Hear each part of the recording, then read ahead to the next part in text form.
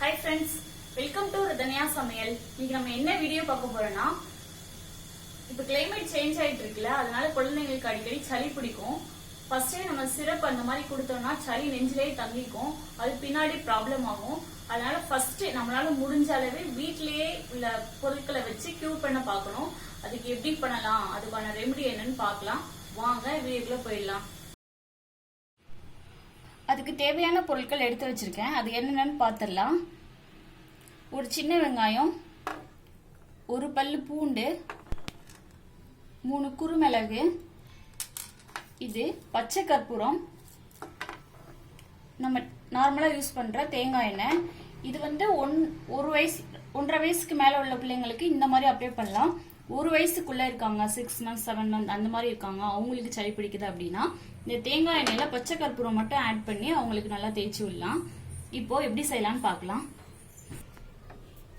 இப்போ நான் அடுப்புல ஒரு தாளிப்பு கரண்டி வச்சிருக்கேன். ஸ்டவ் ஆன் பண்ணிப்பேன்.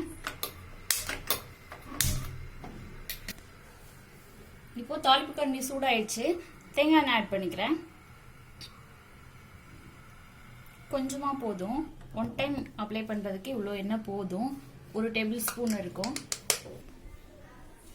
இப்போ இந்த குறுமிளகு, பூண்டு, வெங்காயம் எல்லாத்தையும் இந்த இஞ்சி பூண்டு தட்டுவோம்ல அந்த கல்லில் போட்டு நான் லைட்டா தட்டி எடுத்துக்கிறேன். இந்த மாதிரி லைட்டா தட்டினா போதும்.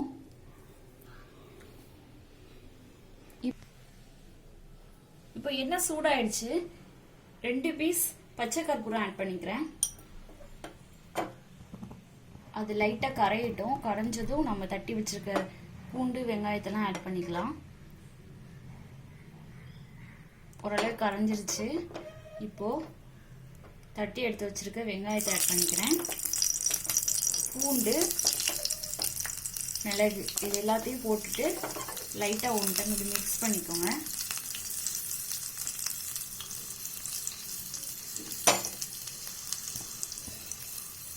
அந்த பச்சை கற்பூரத்தோட ஸ்மெல் நல்லா வரும்.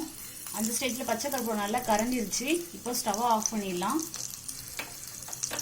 இதை அப்படியே கொண்டு போய் குழந்தைங்க இருக்கிற அந்த ரூம்ல வச்சுட்டோம் அப்படின்னா அந்த ஸ்மெல் அவங்க சுவாசிச்சாங்க அப்படின்னாலும் கியூர் ஆயிடும். இல்லை அப்படின்னா கொஞ்ச நேரம் கழிச்சு சூடு கை வச்சு தேய்க்கிற அளவுக்கு சூடு குறைஞ்சதும் நல்லா கையில எடுத்து அவங்க நெஞ்சில, முதுகிலெல்லாம் நல்லா தடவி விட்டோம் அப்படின்னா 2 டைம் அப்ளை பண்ணணும். 2 நாள் அப்ளை பண்ண எண்ணெய் லைட்டா ஆனதும் கை பொறுக்கிற அளவுக்கு சூடு இருக்கும்போது எண்ணெயை தொட்டுட்டு நல்லா குழந்தைங்களுக்கு முதுகுல, நெஞ்சில எல்லாம் நல்லா இந்த மாதிரி சூடு பறக்கிற வரைக்கும் அப்ளை பண்ணிக்கோங்க. ஒரு 2 நாளைக்கு தொடர்ந்து அப்ளை பண்ணுங்க.